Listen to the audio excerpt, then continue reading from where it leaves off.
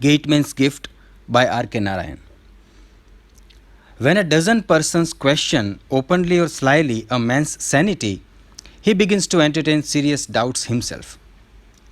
This is what happened to ex gateman Govind Singh. And you could not blame the public either. What could you do with a man who carried about in his hand a registered postal cover and asked, "Please tell me what there is inside"? The obvious answer was, "Open it and see." He seemed horrified at this suggestion. "Oh, no, no, can't do it," he declared and moved off to another friend and acquaintance. Everywhere the suggestion was the same, till he thought everyone had turned mad. And then somebody said, "If you don't like to open it and yet want to know what is inside, you must take it to the X-ray Institute." This was suggested by an ex-compounder who lived in the next street. "What is it?" asked Govind Singh. It was explained to him. "Where is it?" He was directed to City X-ray Institute. But before saying anything further about his progress, it would be useful to go back to an earlier chapter in his history. After war service in 1914 to 18, he came to be recommended for a gateman's post at England Yards. He liked the job very much. He was given a khaki uniform, a repellent band across his shoulder, and a short stick.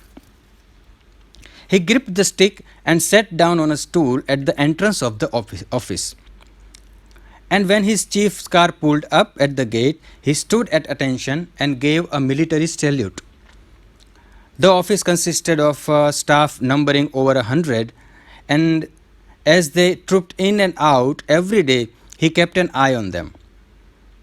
At the end of the day, he awaited the footsteps of the general manager coming down and rose stiffly and stood at attention, and after he left, hundreds of staff poured out. The doors were shut. Singh carried his stool in, placed it under the staircase, and placed his stick across it. Then he came out, and the main door was locked and sealed. In this way, he had spent 25 years of service, and then he begged to be pensioned off. He would not have thought of retirement yet, but for the fact that he found his sight and hearing playing tricks on him. He could not catch the manager's footstep on the stairs, and it was hard to recognize him even at 10 yards.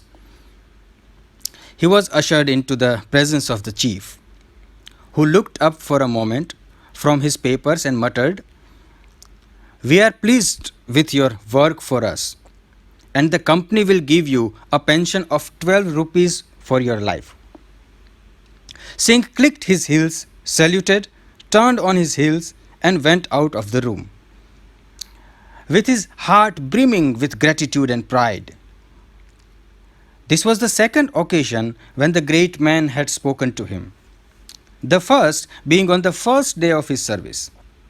As he had stood at his post, the chief, entering the office just then, looked up for a moment and asked, "Who are you?"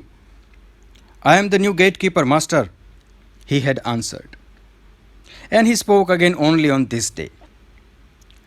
Though so little was said, Singh felt electrified on the both occasions by the words of his master. In Singh's eyes, the chief had acquired a sort of godlyhood, and it would be quite adequate if a god spoke to one only once or twice in a lifetime. In moments of contemplation, Singh's mind dwelt on the words of his master and on his personality. After his retirement, his life moved on smoothly. The pension, together with what his wife earned by washing and sweeping in a couple of houses, was quite sufficient for him.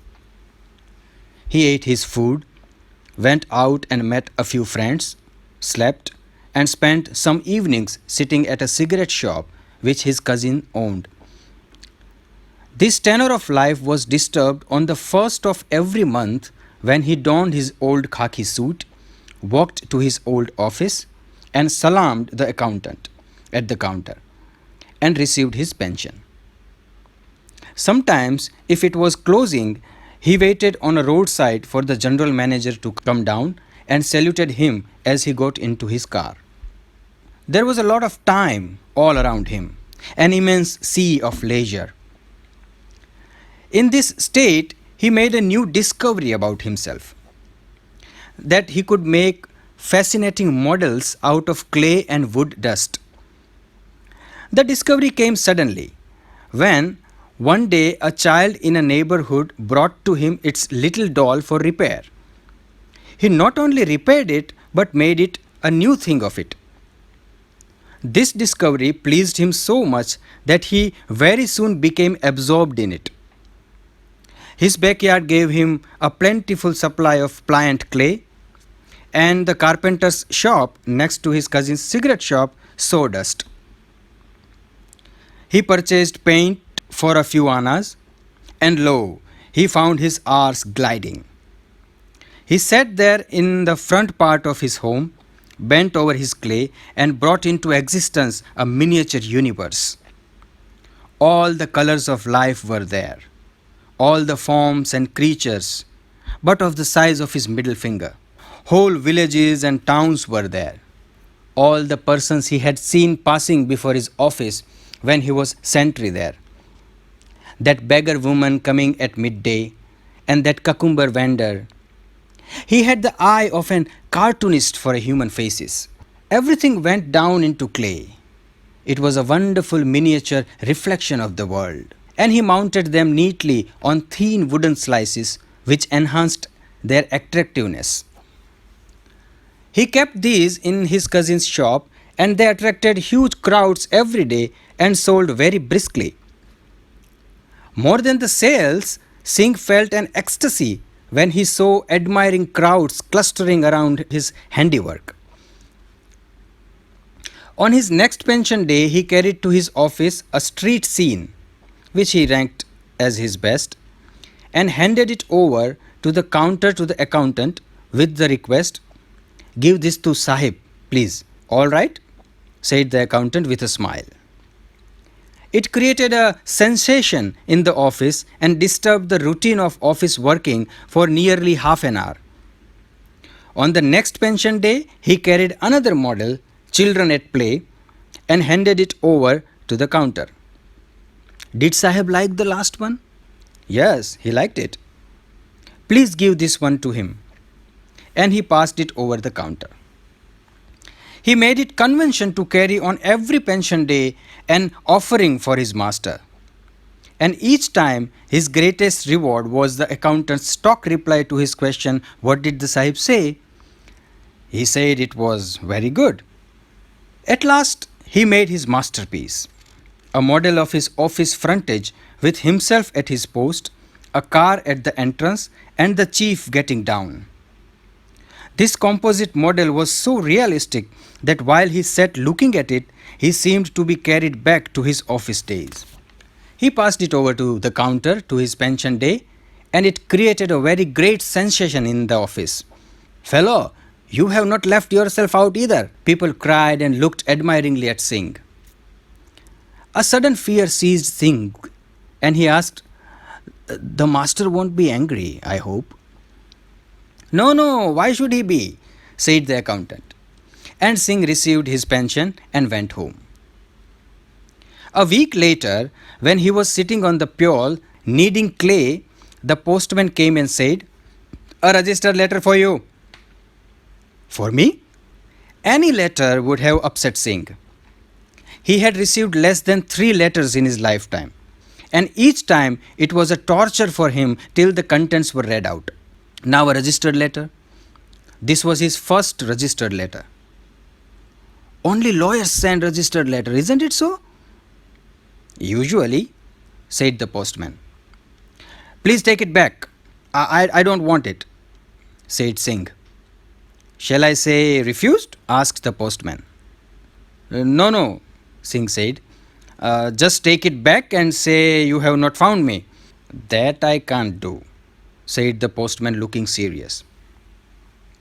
Singh seemed to have no option but to scroll his signature and receive the packet.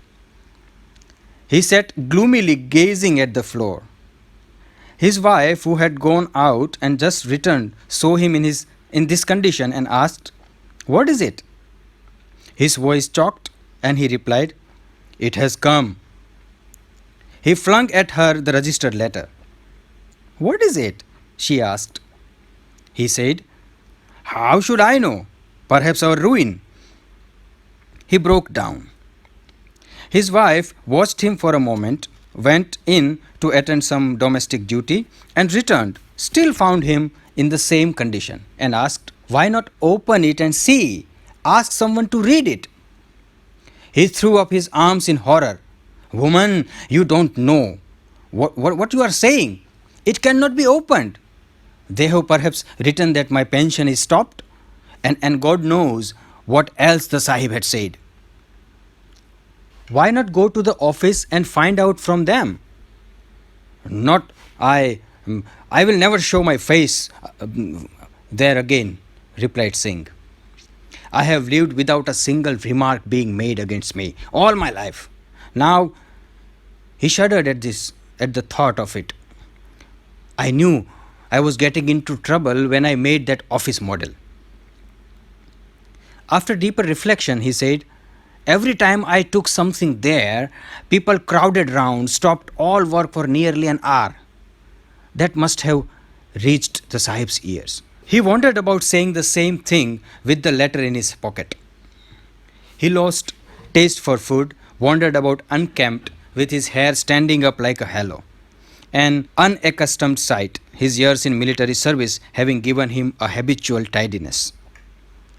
His wife lost all peace of mind and became miserable about him. He stood at the crossroads, clutching the letter in his hand. He kept asking everyone he came across, "Tell me, what is there is in this?" But he would not brook the suggestion to open it and see its contents. So forthwith Singh found his way to the City X-ray Institute at the Racecourse Road. As he entered the gate, he observed dozens of cars parked along the drive and a Gurkha watchman at the gate. Some people were sitting on sofas reading books and journals. They turned and threw a brief look at him and resumed their studies. As Singh stood uncertainly at the doorway, an assistant came up and asked, "What do you want?" Singh gave a salute, held up the letter uncertainly and muttered, "Can I know what is inside this?" The assistant made the obvious suggestion. But Singh replied, "They said you could tell me what's inside without opening it." The assistant asked, "Where do you come from?" Singh explained his life, work, and outlook and concluded, "I have lived without a remark all my life. I knew trouble was coming." There were tears on his cheeks. The assistant looked at him curiously, as scores of others had done before, smiled, and said, "Go home and rest. You are not all right. Go home." "Can't you say what is in this?" Singh asked pathetically.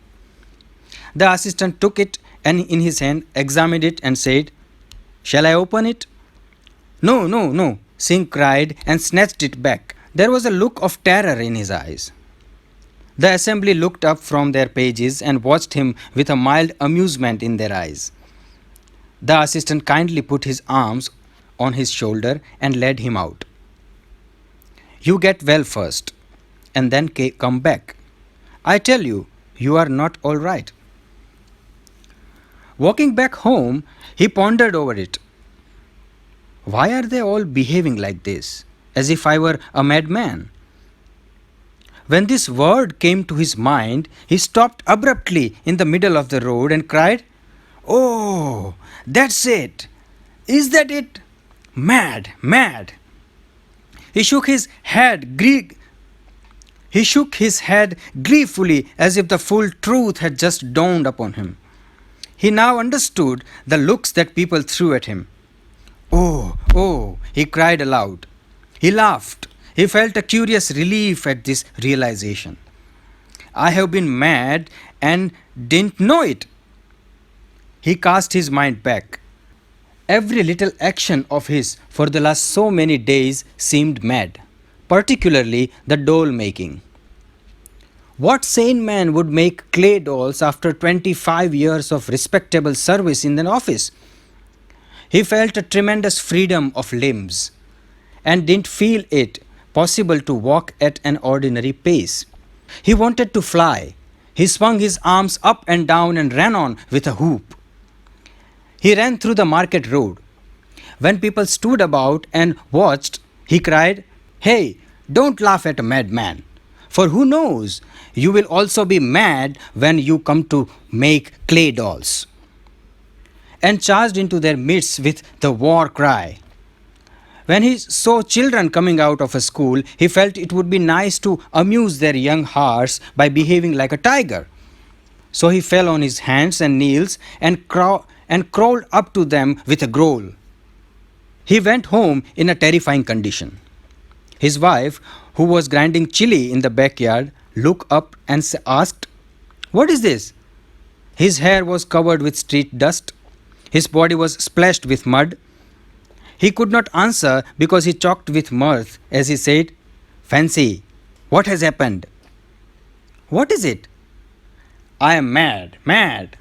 He looked at his work basket in a corner, scooped out the clay and made a helmet of it and put it on his head. Ranged on the floor was his latest handiwork. After his last visit to the office, he had been engaged in making a model village. It was a repellent group, a dun road, red tiles, green coconut trees swaying, and the color of the saris of the village women carrying water pots. He derived the inspiration for it from a memory of his own village days. It was the most enjoyable piece of work that he had so far undertaken. He lived in a kind of ecstasy while doing it. "I am going to keep this for myself, a memento of my father's village," he declared. "I will show it at an exhibition where they will give me a medal." He guarded it like a treasure. When it was wet, he never allowed his wife to walk within 10 yards of it. "Keep off! We don't want your foot dust for this village." Now, in his madness, he looked down on it. He raised his foot and stamped everything down into a multicolored jam. They were still half wet. He saw a donkey grazing in the street. He gathered up the jam and flung it at the donkey with the remark, "Eat this if you like. It is a nice village." And he went out on a second round. This was quite an outing.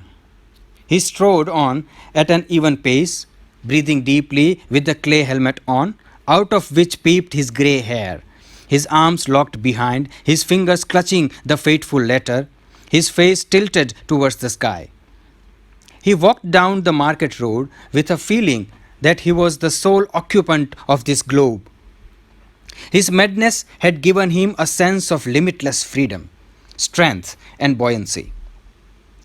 The remarks and jeers of the crowd gaping at him did not in the least touch him.